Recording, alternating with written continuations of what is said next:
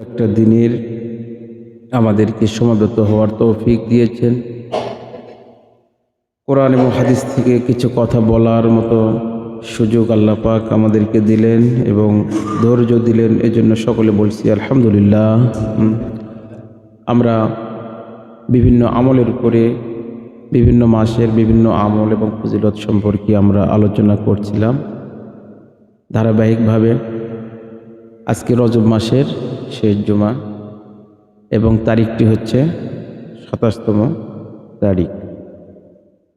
আপনারা যদি বলতে পারেন যে রজব মাস আরবি মাসের কততম মাস? আসলে আমরা যতটা বাংলা ইংরেজি সম্পর্কে আমাদের ধারণা থাকে, আরবি মাসগুলা বা আরবি তারিখ সম্পর্কে আমাদের সেই ধারণাটা থাকে না। কিন্তু আরবি মাসের তারিখগুলি সম্পর্কে এটার হিসাব রাখা এবং তারিখ অনুসারে আমল রাখা, এটা একটা কিন্তু রাসূলের সুন্নত। আল্লাহ নবী আরবি মাসগুলোকে তিনি কাউন্টডাউন করতেন, অর্থাৎ কোন তারিখ পার হচ্ছে, কোন তারিখে কোন আমলটা, এটা আল্লাহ নবী করতেন এবং সাহাবীদেরকে সেটা শিক্ষা দিয়েছেন এবং আমরাও সে আমলগুলো করার চেষ্টা করব। আপনারা অবগত আছেন যে আমরা গত রাত্রি পবিত্র শবে মেরাজ উদযাপন করেছি। এই রজব মাসের একটা অন্যতম একটি ঘটনা হচ্ছে পবিত্র শবে মেরাজ সংগঠিত হয়েছিল। আল্লাহ নবী তার জবানে বলেছেন যে রজব মাস হচ্ছে শাহরুল্লাহ, রজব মাস হচ্ছে আল্লাহর মাস, আর শাবান মাস হচ্ছে আমার মাস, আর এরপরে আরেকটা মাস হচ্ছে, সেটা হচ্ছে রমজান মাস, এটা হচ্ছে আমার উম্মতির মাস। বলুন সুবহানাল্লাহ। অর্থাৎ এই তিনটি মাস এবং এর সাথে আরেকটি মাস মুহররম মাস, কোরআনের ভাষায় শাহরুল আরবাতুল হুরুম বলা হয়। পবিত্র কোরআনে 4টি মাসকে বিশেষ মর্যাদা এবং সম্মানিত মাস বলে উল্লেখ করা হয়েছে। তার মধ্যে একটি হচ্ছে রজব, শাবান, আরেকটা হচ্ছে রমজান, আরেকটা হচ্ছে যে মাসটা আমরা আগে পার করে এসেছি আরবি মাসের প্রথম মাস, সেটা হচ্ছে মুহররম মাস। এই মাসগুলোতে বিশেষ তারিখে বিশেষ দিনে বিশেষ আমল আল্লাহ রাসূল করতেন এবং এই রজব মাস যখনই পড়তো তখন আল্লাহর নবী আমলের প্রতি সাহাবীদেরকে উৎসাহিত করতেন এবং আমল বেশি বেশি করার তাগিদ দিতেন। এবং আল্লাহর রাসূল এই মাসটাতে কিছু আমল এত পরিমাণ করতেন, বিশেষ করে রোজা পালন করতেন, যে মা আয়েশা সিদ্দিকা বর্ণনা করেছেন। মা আয়েশা সিদ্দিকা রাসূলের কে ছিলেন বলেন দেখি? স্ত্রী এবং একমাত্র কুমারী স্ত্রী ছিলেন এবং তার থেকে বেশি হাদিস বর্ণিত হয়েছে হযরত আবু হুরায়রা রাদিয়াল্লাহু আনহু পরে দ্বিতীয়তম স্থানে তিনি রয়েছেন অধিক সংখ্যক হাদিস বর্ণনার ক্ষেত্রে। এবং তার বর্ণিত বেশিরভাগ হাদিস হচ্ছে জীবন ঘনিষ্ঠ, মানুষের দৈনন্দিন জীবনে বিভিন্ন ধরনের যে রাসূলের ক্রিয়াকলাপগুলো ছিল এবং সেগুলো তিনি নিখুঁতভাবে সাহাবীদের মাঝে বর্ণনা করেছেন। সেদিক থেকে তিনি হাদিস বর্ণনার ক্ষেত্রে দ্বিতীয়তম।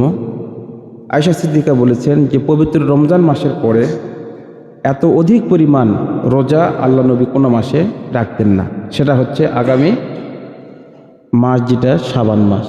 সেই শাবান মাসে আল্লাহ নবী অধিক পরিমাণে নফল রোজা তিনি রাখতেন। কোনো কোনো হাদিসে এসেছে আল্লাহ নবী রজব মাসে 10টি রোজা রেখেছেন কম বেশি, আর শাবান মাসে তিনি 20টি পর্যন্ত রোজা রেখেছেন। আর প্রতি আরবি মাসের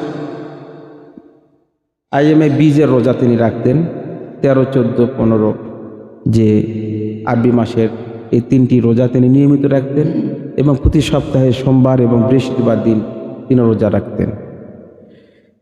আল্লাহ নবী পবিত্র শাবান মাসে এই পরিমাণ রোজা রাখতেন ধারাবাহিকভাবে, বিশেষ করে প্রথমার্ধে। আমরা অনেক সময় আমলগুলা করতে যাই মাসের শেষের দিকে করি, কিন্তু হাদিস শরীফের বর্ণনা অনুসারে পাওয়া যায় যে রোজাগুলো আল্লাহ নবী সাধারণত মাসের প্রথমার্ধেই বেশি রাখতেন। বিশেষ করে রজব মাসে তিনি 10টি পর্যন্ত রোজা রেখেছেন, শাবান মাসে 20টি, এবং মাসের তিনি প্রথম, দশম, 13, 14, 15, 20 এবং 25তম দিনগুলোতে তিনি নিয়মিত রোজা পালন করতেন, সিয়াম পালন করতেন। নাসাই শরীফের একটি হাদিস, ওসামা ইবনে জায়েদ তিনি একদিন রসুলকে প্রশ্নই করলেন, হে রাসূল, আপনি কি কারণে এই শাবান মাসে এত বেশি রোজা পালন করেন? আল্লাহ নবী বলেছিলেন, আমি 2টি কারণে শাবান মাসে অধিক পরিমাণ, রমজানের পরে সবচাইতে বেশি রোজা পালন করি। 2টি কারণে। কয়টি কারণে বলেন? 2টি কারণে। তার একটি কারণ হচ্ছে এই মাসটা হচ্ছে রমজান মাসের আগের মাস। রমজান মাস আগের মাস, এবং তার আগে আরেকটি মাস রয়েছে ফজিলতপূর্ণ মাস। এই 2টি মাসের মাঝামাঝি মাস, এবং এই মাসটিতে আমি দেখেছি যে মানুষেরা আমল সম্পর্কে তারা উদাসীন থাকে, কিন্তু এই মাসটিতে বেশি আমল করার কথা আল্লাহ নবী বলেছেন। আমলের প্রতি মানুষকে উৎসাহিত করা, যত্নবান হওয়ার জন্য এই মাসটিতে আমি বেশি পরিমাণ আমল করি। একটি কারণ। 2টি কারণের মধ্যে একটি কারণ আল্লাহ নবী বললেন, সেটা হচ্ছে এই মাসটি হচ্ছে রমজান মাস এবং রজব মাসের মাঝামাঝি মাস। এই মাসটাতে আমলের প্রতি বেশি যেন যত্নবান হয় আমার উম্মতেরা, তাদেরকে শিক্ষা দেওয়ার জন্য এই মাসটি ফজিলতপূর্ণ মাস হওয়ার কারণে এই মাসটিতে আমি বেশি পরিমাণে রোজা পালন করি। আরেকটি কারণ হচ্ছে আল্লাহ নবী বলেছেন যে প্রতিটি বান্দার তার আমলনামা, বাৎসরিক আমলনামার রিপোর্ট চলে যায় আসমানে। আসমানের দরবারে ফেরেশতারা এই আমলগুলো পৌঁছে দেয়। সুতরাং সেই মাসে যেন আমার আমলটা যেন রোজা অবস্থায় থাকে, আমার যেন আমল অবস্থায় থাকে, এই জন্যই আমি বেশি পরিমাণে রোজা পালন করি, যাতে করে ওই আমলটা পৌঁছার সময়ে যেন আমার এমতো অবস্থায় আমার অবস্থান হয় যে আমি রোজা পালন করতেছি, সিয়াম পালন করতেছি। এই দিকটা গুরুত্ব বোঝানোর জন্য আমি শাবান মাসে বেশি আমি রোজা পালন করি। তাহলে কয়টা কারণ বললেন রসুল? 2টি কারণ বললেন। প্রথম কারণ হচ্ছে এই মাসটি হচ্ছে পবিত্র রমজান মাস এবং রজব মাসের মাঝামাঝি মাস। মানুষ এই মাসটিতে গুরুত্ব কম দেয়। এই মাসটিতে আমলের সওয়াবের বেশি গুরুত্ব দেওয়ার কারণে আমি এই মাসটাতে বেশি পরিমাণে রোজা পালন করি। আর এই মাসটাতে বান্দার আমল আল্লাহর নিকটে পেশ করা হয়, অ্যানুয়াল রিপোর্ট পেশ করানো হয়। ওই দিনটাতে যেন আমার আমলটা রোজা অবস্থায় থাকে, এই জিনিসটা যেন আমি মাহরুম না হই, এই জন্যই আমি এই মাসটাতে রোজা পালন করি। তাহলে কারণ হলো কয়টা? 2টা। অন্য হাদিসে আল্লাহ নবী বলেছেন যে বান্দার আমল প্রতি সপ্তাহে 2বার 2টা দিন আল্লাহর দরবারে পৌঁছানো হয়। কয়টা দিন বলেন? 2টা দিন। একটা হচ্ছে সোমবারে আর একটা হচ্ছে বৃহস্পতিবারে। এবং এই 2টা দিনে বান্দার আমল আল্লাহর কাছে পৌঁছানো হয়। ওই সময়ে আমার গুনাহগার উম্মতকে আল্লাহ পাক পাপের পরিমাণগুলোকে কমায় দেন, অর্থাৎ সগীরা গুনাহগুলোকে আল্লাহ পাক মাফ করে দেন। শুধুমাত্র 2টা গুনাহ বান্দার আমলে থাকে, একটা হচ্ছে শিরিকের গুনাহ, আরেকটি হচ্ছে ভাইয়ের সাথে ভাইয়ের সম্পর্ক ছিন্নের গুনাহ। এই 2টা গুনাহ যদি বান্দা মুক্ত হতে পারে, তাহলে ওই বান্দাটা প্রতি সপ্তাহে নিষ্পাপ অবস্থায় আল্লাহর দরবারে থাকে। বলুন সুবহানাল্লাহ। তাহলে আমাদেরকে শিরিকের গুনাহ থেকে বাঁচতে হবে। আরেকটি গুনাহ হচ্ছে ভাইয়ের সাথে সম্পর্ক ছিন্ন করে, অর্থাৎ ভাইয়ের সাথে ভাইয়ের কথা বন্ধ, এটা রাখা যাবে না। কন্ডিশন একটাই, যদি তারা আবার একত্রিত হয়ে যায়, কথা বন্ধ ছিল কিন্তু আবার তারা কথা বলা শুরু করে দিয়েছে, ভাইয়ের সাথে ভাইয়ের আবার মিল হয়েছে, এই অবস্থানে যদি আবার তারা চলে আসে, তাহলে আল্লাহ পাক তাকেও মাফ করে দেন। বলুন সুবহানাল্লাহ। ভাইরা আমার, আল্লাহ নবী এই 3টা মাস যখনই আসতো তিনি একটা দোয়া পালন করতেন, একটা দোয়া পাঠ করতেন, যে দোয়াটা আপনারা অনেকে জানেন, আল্লাহুম্মা বারিক লানা ফি রজব ওয়া শাবান ওয়া বাল্লিগনা রমাদান। আল্লাহ নবী সাহাবীদেরকে এই দোয়াটা শেখাতেন, এবং এই দোয়াটার অর্থ হচ্ছে, আল্লাহ তুমি আমাকে এই রজব এবং শাবানের বরকত দান করো এবং রমজান মাস পর্যন্ত আমাকে পৌঁছায় দাও, অর্থাৎ রমজান পর্যন্ত আমার হায়াত বৃদ্ধি করে দাও। এই জন্য আল্লাহ নবী বলেছেন, তোমরা এই মাসটি যখন আসবে, বিশেষ করে রজব মাস যাওয়ার পরে শাবান মাস যখন আসবে, তখন তোমরা আমলের ব্যাপারে বেশি যত্নশীল হবে। কারণ মুমিনের জীবনে তার প্রতিটি কাজ, প্রতিটি কর্ম হচ্ছে আখিরাতমুখী, পরকালমুখী। তার প্রতিটি চিন্তা চেতনা এবং কাজের মাধ্যমে সে পরকালমুখী, তার যে চিন্তা চেতনা এবং কাজের মাধ্যমে সেটা সে প্রমাণ করবে। এই জন্য আল্লাহর নবী বলেছেন, রজবটা হচ্ছে আমলের ফসল বোনার মাস। কি মাস? আমলের ফসল বোনার মাস। আর শাবান মাসটা হচ্ছে এই আমলের ফসলটাকে যত্ন নেওয়ার মাস। অর্থাৎ আপনি রজব মাসে যে আমলগুলো আপনি অন্য মাসে অবহেলা করতেন, এই আমলগুলো আপনি রজব থেকে চালু করবেন।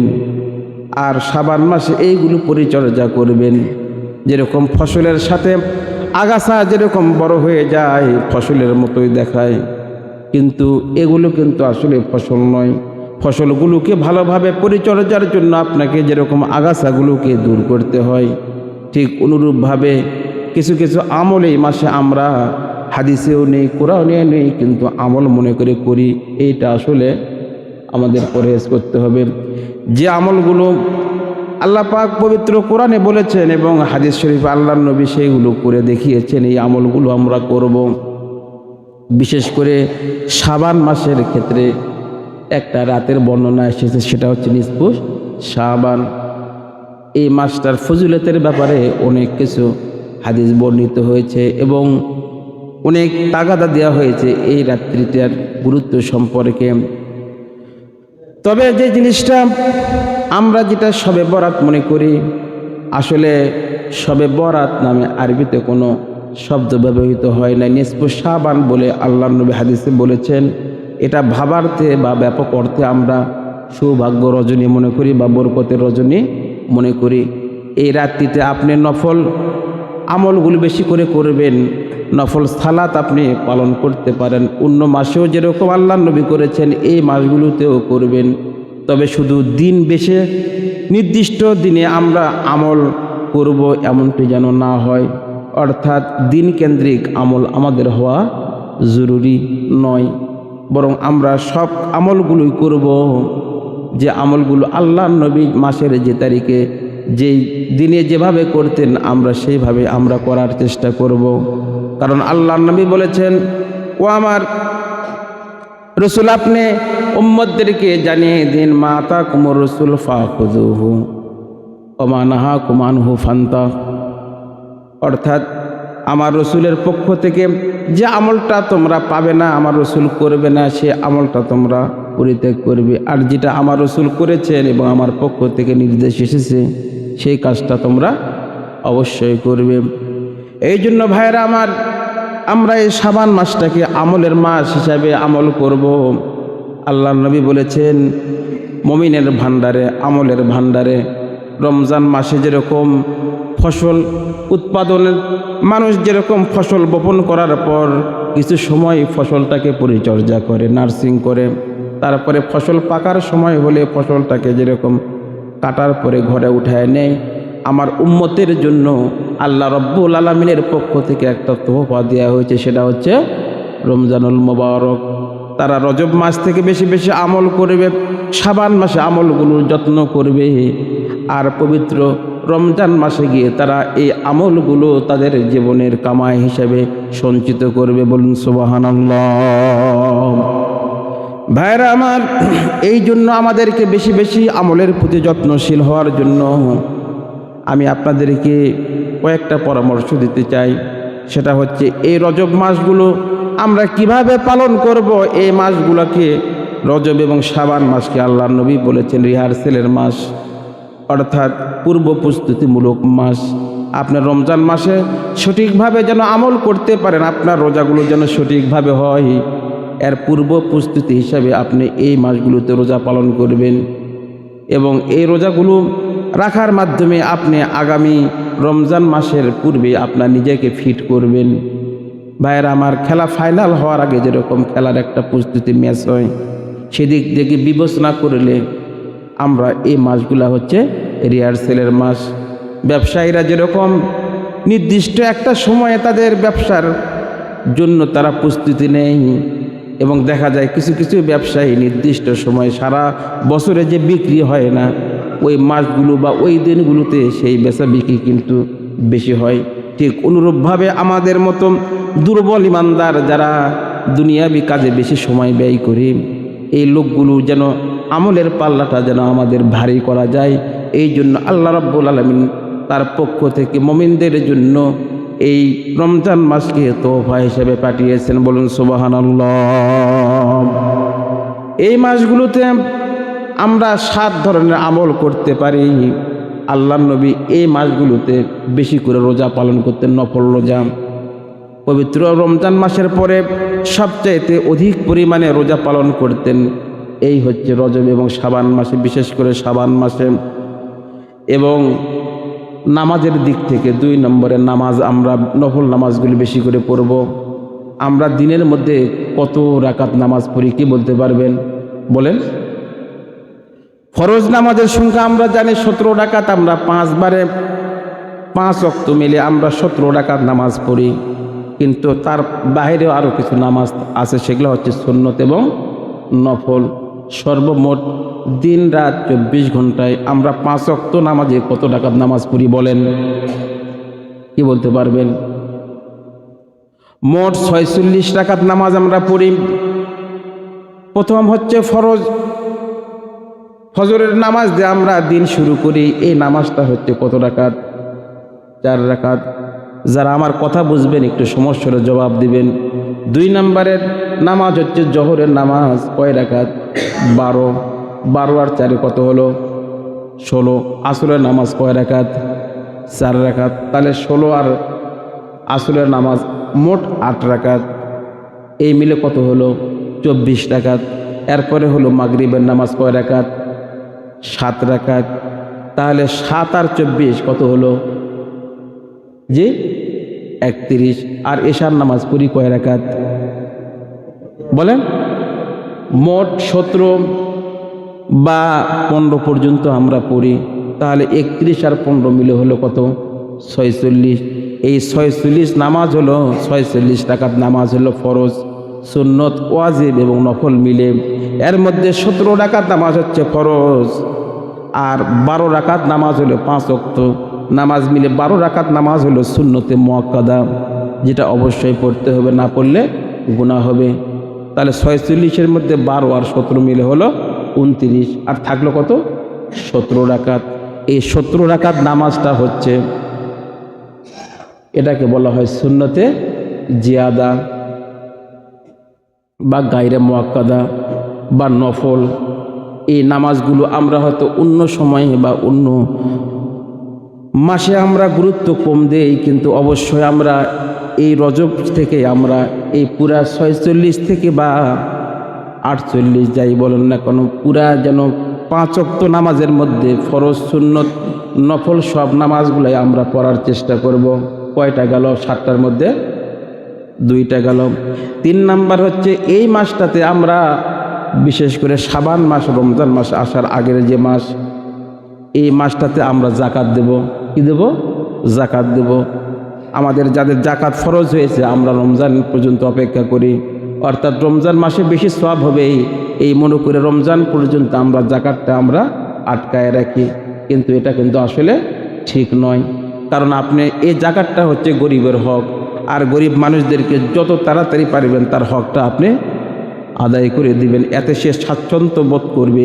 আপনি যেরকম রমজান মাসের প্রস্তুতি নেওয়ার আপনার একটা মেন্টাল প্রিপারেশন হবে, গরিব মানুষেরা তারা যেন মানসিক একটা প্রেশারে না থাকে যে রমজান মাসটা আমি কি খাবো, কিভাবে আমি রোজা পালন করব, কিভাবে সেহরি খাবো, এই পেরেশানিটা যেন না থাকে।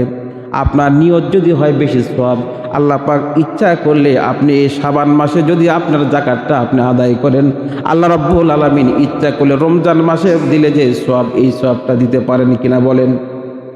অবশ্যই পারেন। এই জন্য আমরা এই শাবান মাসে আমরা রমজান মাস আসার আগে আমরা যাকাতটা গরিবদের মাঝে বিলি বন্টন করে দেব। তারপরে 4 নাম্বারের কাজটা করব হলো কাউন্টডাউন, অর্থাৎ তারিখ গণনা শুরু করব। যেরকম বিশেষ কোনো দিনে যেরকম কাউন্টডাউন শুরু হয়, যেরকম গত ভোট গেল, ভোটের আগে কাউন্টডাউন, বিভিন্ন পত্রিকায় দেখেন ভোটের এতদিন বাকি। বিশ্বকাপ খেলা যখন শুরু হয় বিভিন্ন পত্রিকায় বিভিন্ন প্রচার মাধ্যমে কাউন্টডাউন শুরু করা হয় যে আগামী বিশ্বকাপ আসতে এতদিন আছে, এতদিন আছে। আমরা এখন থেকে আমরা চেষ্টা করব রমজান মাসে কাউন্টডাউন অর্থাৎ ডে কাউন্ট শুরু করব, তারিখ গণনা শুরু করব এবং এইভাবে মানুষদেরকে আমরা আগামী রমজান মাস আসার একটা পূর্ব আগমনী বার্তা প্রচার করব। আর 5 নাম্বারে হলো আরেকটা কাজ করব, সেটা হচ্ছে রমজানের আলোচনা শুরু করব। রমজান মাসের রোজার আলোচনা, রোজার ফজিলত সম্পর্কে আলোচনা শুরু করব। বিশেষ করে ইমাম মুয়াজ্জিন যারা রয়েছে তাদের কাছে আমরা বিভিন্ন প্রশ্ন আকারে প্রশ্নগুলা আমরা করতে পারবো এবং মাসলা মাসাইল যা জানার রমজান মাস আসার আগে সেগুলো আমরা জেনে নেব। কয়টা হলো? 5টা। 6 নাম্বার হচ্ছে একটা সুন্দর পরিকল্পনা গোছাবো। পরিকল্পনা করে আগামী রমজানটা আমি কিভাবে পালন করব, আমার নেকির খাতায় আমি কোন কোন আমলগুলোকে যুক্ত করব এবং যে আমলগুলো আগে করতে পারি নাই এই আমলগুলো যেন আমি রমজান মাসে করতে পারি, এর একটা পরিকল্পনা করতে আমরা এখন থেকে করব। এই জন্য বলা হয় the plan is half of the work, a good plan is half of the work. অর্থাৎ আপনি কোনো কাজকে সুষ্ঠুভাবে যদি করতে চান তার একটা ভালো পরিকল্পনা আপনার দরকার। এই পরিকল্পনা করব হচ্ছে এই মাসে। তাহলে কয়টা হলো? 6টা। আরেকটা বলেছিলাম কয়টা? 7টা।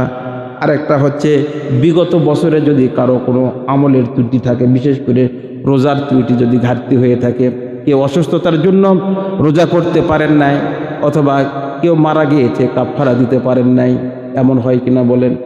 তাহলে অবশ্যই আমরা রমজান মাস আসার আগের মাস শাবান মাসে অবশ্যই আমরা সেই কাফারা বলেন বা সে রোজার কাজা বলেন সব আমরা আদায় করে নেব।